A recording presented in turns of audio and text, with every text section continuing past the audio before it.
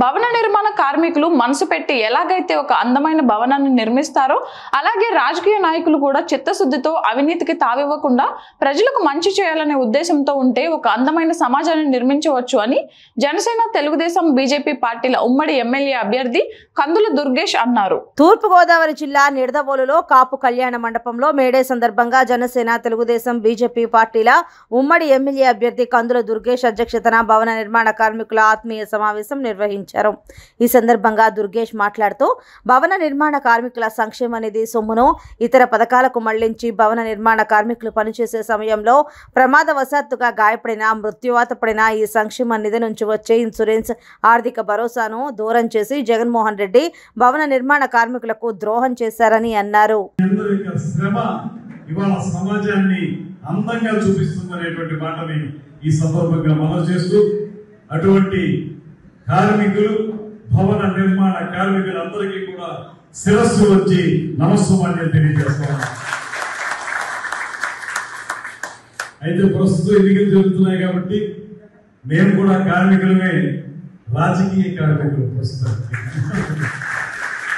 24 గంటలు కూడా ఎన్నికల ప్రచార కార్యక్రమంలో మునిగి తేలుతూ కష్టపడుతున్నటువంటి మేము స్వచ్ఛమైన రాజకీయాల్లో ఉంటే మాత్రం మీలాగే ఎంత అందంగా ఒక భవన నిర్మాణాన్ని మీరు చూపించగలుగుతున్నారో కట్టిన తర్వాత, అదేవిధంగా మేము కూడా చిత్తశుద్ధి నిజాయితీ ఉన్నటువంటి రాజకీయ నాయకులు అయితే మేము కూడా అందంగా చూపించగలుగుతాం ఈ సమాజాన్ని. సమాజాన్ని అందంగా చూపించగలిగేటువంటి విధానం రాజకీయ నాయకులు ఖచ్చితంగా ఉంటుంది. అయితే ఆ రాజకీయ నాయకులు అవినీతి పరులు కాకూడదు.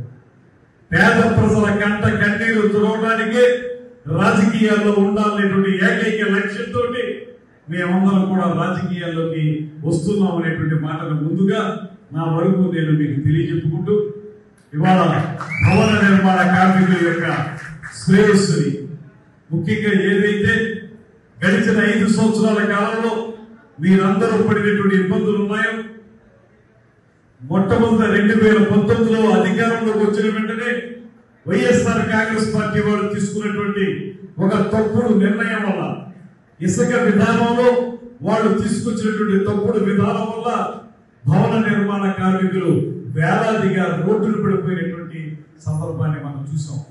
మీరందరూ కూడా అనుభవించారు. అది 2019 ప్రారంభం నుంచి మళ్ళీ 2021 వరకు కూడా ఇంచుమించుగా సామాన్యుడు ఇల్లు కట్టుకోలేకపోయాడు. ఇల్లు కట్టుకోకపోవడం పక్కన పెడితే ఏదైనా నిర్మాణాలన్నీ కూడా ఆగిపోయాయి. నిర్మాణాలు ఆగిపోయి ఇల్లు కట్టుకోవడం ఆగిపోతే భవన నిర్మాణ కార్మికులు కూడా పని లేక వస్తువులు ఉన్నటువంటి పరిస్థితులను కూడా మనందరం చూసాం.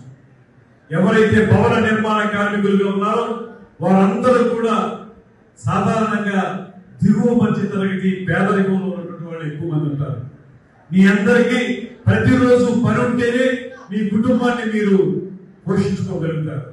అటువంటి పరిస్థితుల్లో సంవత్సరం తరబడి మీకు పనులు లేకపోతే మీరు ఏ రకంగా మీ పొట్ట పోసుకుంటారు, అదేవిధంగా మీ కుటుంబాన్ని ఏ రకంగా పోషించుకుంటారు అనేటువంటి ఇంగితం లేనటువంటి ఒక దుర్మార్గపు ప్రభుత్వాన్ని ఈ 5 సంవత్సరాల కాలంలో మన ఆంధ్రప్రదేశ్ లో చూసాం. అందుకే ఆనాడు మీ అందరి తరఫున కూడా పవన్ కళ్యాణ్ గారు రోడ్డు మీదకి వచ్చి భవన నిర్మాణ కార్మికులకి అండగా నేను నిలబడతాననేటువంటి మాటతోటి డొక్కా సీతమ్మ పేరుతోటి ఎక్కడ పడితే అక్కడ ప్రతి ఊర్లోనూ కూడా ఒక అన్నదాన శిబిరాన్ని ఏర్పాటు చేసి ఒక 2 రోజుల పాటు ఆ కార్యక్రమాన్ని నిర్వహించినటువంటి సందర్భాన్ని మీకు గుర్తు చేస్తున్నాను. అంతేకాదు, చూస్తుంటే పెద్ద పెద్ద అంతస్తులు కట్టేటప్పుడు ఆ గెరంచీలు కట్టుకుని గెరంచీల మీద కూర్చుని పనిచేసేటువంటి తాపీ పరివారు కానీ, తాపీ పని చేసే కూలీలు కానీ, రంగులు వేసేటువంటి పెయింటర్స్ కానీ, వీళ్ళందరూ ఎంత ప్రమాదంలో తమ జీవితాన్ని గడుపుతున్నారో ప్రతిరోజు మనందరూ చూడాలి. వాళ్ళందరూ కూడా ఏ క్షణమైనా ఏ ప్రమాదానికైనా గురి అయ్యేటువంటి పరిస్థితి ఉంది. అలా గురి ప్రమాదం పాలైతే వాళ్ళ కుటుంబాన్ని చూసేవాళ్ళు ఎవరు, వాళ్ళ కుటుంబాన్ని రక్షించేవాళ్ళు ఎవరు అనేటువంటి జ్ఞానం కూడా ఈ ప్రభుత్వానికి లేదు. భవన నిర్మాణ సంక్షేమ బోర్డు అనేటువంటి దాన్ని కేంద్ర ప్రభుత్వం ఏర్పాటు చేస్తే దానికి సంబంధించి లక్షలాది రూపాయలు, కోట్లాది రూపాయల నిధులుంటే ఆ నిధుల్ని దారి మళ్లించి అవి మీకు ఉపయోగపడకుండా చేసినటువంటి ప్రభుత్వం వైఎస్ఆర్ ప్రభుత్వం.